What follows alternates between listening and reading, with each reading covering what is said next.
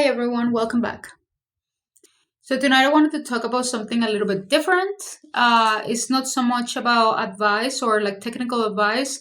It's more about my own opinion and I guess a little bit of advice, but not as objective as it's my usual academic advice. A topic that it's very open to debate. It's something that I have been discussing quite a little bit this week, and something that I like to talk about with my students every once in a while. Something that interests us all because we, as artists, want to produce work that says something. We want to produce a strong work. We want to produce work that people appreciate and people react to. Now, I feel like producing strong, good work is about two things. One thing is 100% objective, and the other one is completely the opposite. The objective part of getting to be a really good artist is developing the skills. How to produce strong art. Number one, get trained. You need a foundation to create strong art. Find yourself a teacher, find yourself a school, find yourself a challenge. If your education is not giving you a challenge, find another education. Education should challenge you. A lot of the times I get people in my studio that are like, "Oh, this is not fun. I don't want to do it anymore." Well, that's totally fine, but you shouldn't look for fun when you're trying to develop a skill. You should look for a challenge. And if your teacher or your training is not offering you that challenge, then there's something wrong with that, in my opinion. You have to learn how to do things right before you can do things freely. You can't get there without putting in the work. It's like we all want to be painterly painters. We all want to put a bunch of paint down and have fun and make it look dynamic and thick and interesting. But first, figure out how to get your colors blended. Figure out how to establish the temperature that you need in order to get the effect that you're trying to look for. Exploration, learning, and internalizing things takes time. After that time, there's freedom. After that time, there's rewards. After that time, there is expressiveness. So don't cheat yourself by putting down something that is undeniably tedious, undeniably long, that requires a lot of dedication and discipline, because that is the route. When you get trained, you earn the right to be creative. When you are getting trained, the story is very different. You are there to learn few concepts that you don't know. So the advice of your teacher will be objective, will be direct, and there's not much room for creativity. A lot of people have a problem with this, but I think the problem is basically impatience. People want to jump right into having fun. People don't see the value of things that they have not done before. So, for example, is there a shortcut to making something look nice and soft and rendered? Absolutely. Can I explain how you get there? I can't. Sadly, I can't. You have to do it properly. You have to render things fastidiously. You have to take your academic projects to the extent that your teacher wants you to take them. That is the way that you learn. Find yourself a teacher that teaches you how to draw. And the teacher ends there. Sooner than later, it will be over and you will be free to create whatever you want to create. And then the real challenge of digging deep into your soul begins. And there's something that gets really deeply internalized about this process, about these results, then you can accomplish without going through the same process or developing things to the same extent. After going through that very long process of developing your skills, When you are ready to put all those skills into practice and break all the rules and create your own art, you are on your own. And that is where you want to be. And the challenge of digging deep into your soul begins. And the challenge is only yours. Nobody can help you there, and you shouldn't want anybody to help you there. That's the whole purpose and goal of the teacher, at least for me as a teacher. I want to help you um, get good at drawing.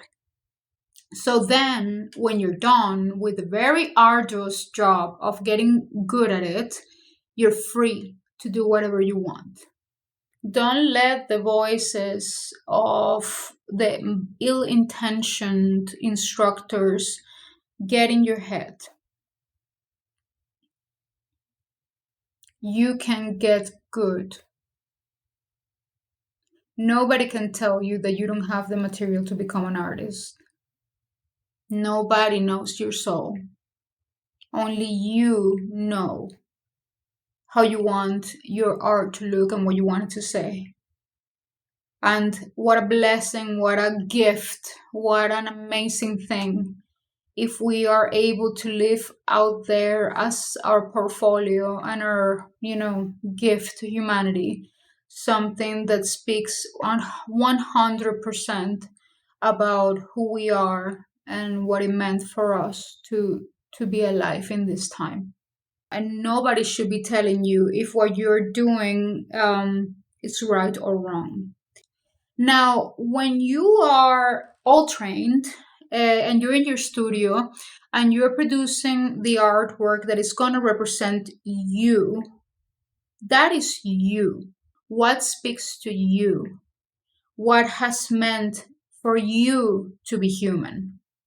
In my opinion, the more in touch with your soul you are, the more vulnerable you are, the more aware of what resonates with you, the more powerful your art will become.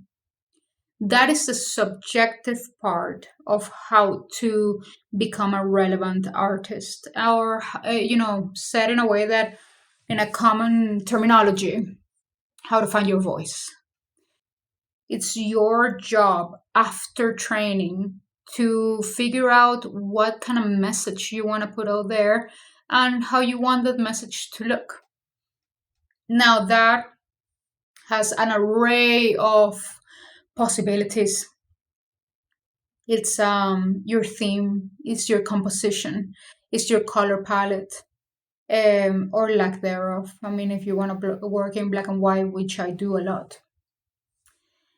When you have put the time into training and getting really good, at that point, I believe that nobody can really tell you if what you're doing is right or wrong anymore. When you get really good at the technical part, you also are free to become any kind of artist that you want to be. And I feel like that right there is the downfall of the modern approach of teaching art. In my studio, I receive a lot of people that come from mainstream art education. I'm saying 20th century forward mainstream art education. And a lot of the times they come with a shattered ego, a shattered self esteem, because their art or their expression lacks guidance, and is also subjective to liking and the personality of their instructor. Now, that can be extremely discouraging, especially if you're encouraged to put yourself out there and then you are given a harsh critique without a solid objective base. The beautiful thing about being an academic teacher is that my advice, my critique, and everything that we work together in the studio is meant to help you develop skills. It's not art, it's academic projects. That is very different. The process of becoming an artist happens afterwards, or at the same time, but it happens in private and is something that should only matter truly to you. Do you like it? Does it say something to you? Would you hang it in your own wall? Like, these are the questions that matter. And I truly, truly believe that when you find something that is undeniably human, undeniably real, undeniably honest and vulnerable, people that resonate at your same level or that vibrate at your same level, sorry for the hippieism, but they will respond to your art. That's why, I feel like we can admire a lot of artists and we can get inspired by a lot of artists, especially artists of the past, our masters, but we shouldn't try to copy exactly what they did because we are not living the same lives that they did. The more honest your art is, the more likely it is to find a crowd that truly resonates with it, a crowd that can see the truth behind it, that gets moved from the raw quality of your art, and how you have successfully put your feelings, your thoughts into it. I know that modern art is an excuse for the times that we live, that we are not in the past, where now we're reckless, now we're this and that. But I think that the skill and the expression should not abandon each other. The skill represents our capabilities as humans. We are capable of understanding these things. We are capable of learning them, and we're capable of developing our art as if we had a superpower. I think expertise is something that resonates with everyone, whether it's your expertise or not. We are attracted to humans that can do things exceptionally. Imagine like a musician that is like excellent at playing their instrument. You don't have to know how to play that instrument. You're still going to be in awe about like the capability of this person, and that person has put this time. As humans, we resonate with mastery.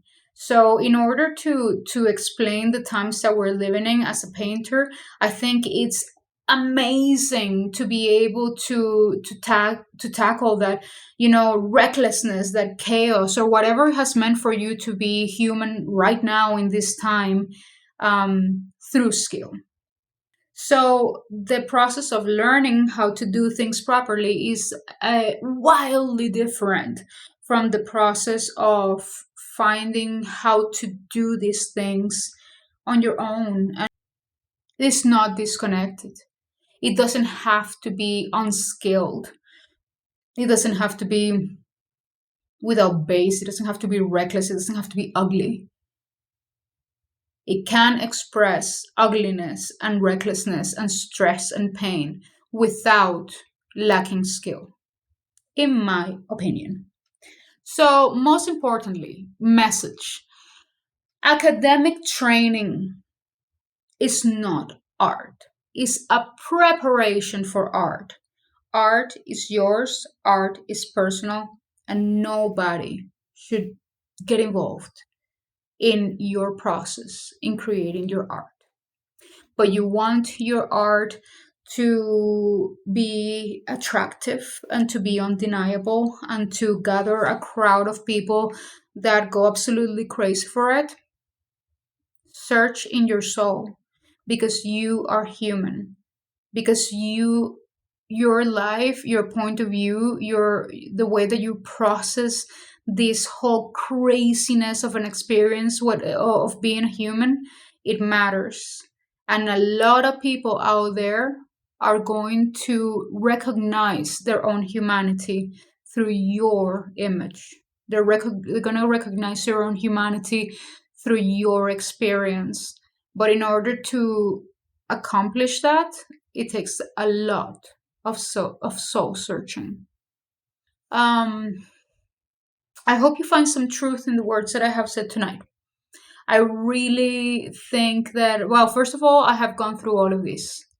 I have gone through the training. I have gone through teaching, which has revealed to me more probably than the learning itself, because I get to gift people these skills. I give people a voice to proficiently communicate in a visual language, and that in itself is an amazing privilege. But your art is yours, and I would never get involved in the way that you choose to portray your soul and share it with the rest of the world.